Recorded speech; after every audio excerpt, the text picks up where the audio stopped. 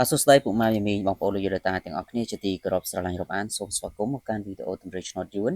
សម្រាប់ថ្ងៃទី16ខែ11ឆ្នាំ2025បាទពុកម៉ែយាមីងសម្រាប់ថ្ងៃនេះផងដែរក៏មិនខុសពីថ្ងៃម្សិលមិញខ្ញុំបាទក៏បានធ្វើការរៀបចំនៅទម្រេចលេខតូចសម្រាប់ចែកជូនទៅកាន់បងប្អូនលោកយាយតាសម្រាប់កំសាន្តនិងដើម្បីយកទៅធ្វើការផ្សងសំណាងចឹងបងប្អូនកុំភ្លេចជួយចុច like ចុច follow page ចុច share ទាំងអស់គ្នាដើម្បីបងប្អូនថ្មីបានទទួលនៅវីដេអូនេះទាំងអស់គ្នាហើយសម្រាប់បងប្អូនចាស់ៗក៏កុំភ្លេច comment 168ដើម្បីទទួលបាននូវលាភសំណាងត្រូវឆ្នោតទាំងអស់គ្នាផងដែរ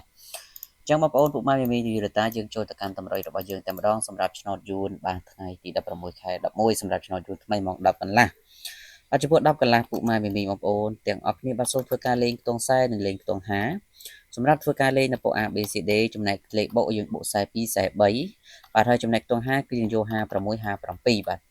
បាទហើយសម្រាប់បងប្អូនបាទលេខម៉ោង1កន្លះឆ្នោតយួនថ្មីសម្រាប់អ្នកដែលចង់បានលេខបូកពោកបាទលេខតូច2គ្រាប់លេខ2ប៉ុស្តិ៍សេវាត្រឹមតែ80000រៀលទេបាទឆ្នោតទាំងចំទើបយកសេវាហើយសម្រាប់បងប្អូនដែលចង់បានបងប្អូនគ្រាន់តែធ្វើការឆាតជួប page ឬក៏ឆាតចូលប្រអប់សារហ្នឹង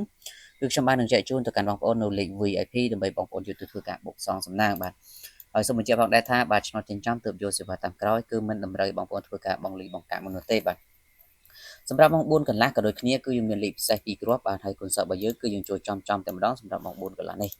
ចឹងបងប្អូនដែលចង់បានអាចធ្វើការឆាតមកយកបានសម្រាប់ម៉ោង6:35វិញគឺយល់ថាពុកម៉ែមីមីសូមលេងខ្ទង់9និងខ្ទង់7បានបាទចំពោះខ្ទង់9យើងធ្វើការលេង94 95ហើយចំណែកខ្ទង់7យើងយក72 73បាទសម្រាប់ធ្វើការផ្សងសំណាងបុកប៉ុស A B C D អញ្ចឹងសម្រាប់បងប្អូនដែលចង់បានលេខល្អកុំភ្លេចធ្វើការឆាតចូល page ទាំងអស់គ្នាអរគុណជូនពរសំណាងល្អទាំងអស់គ្នាសូមគោរពលា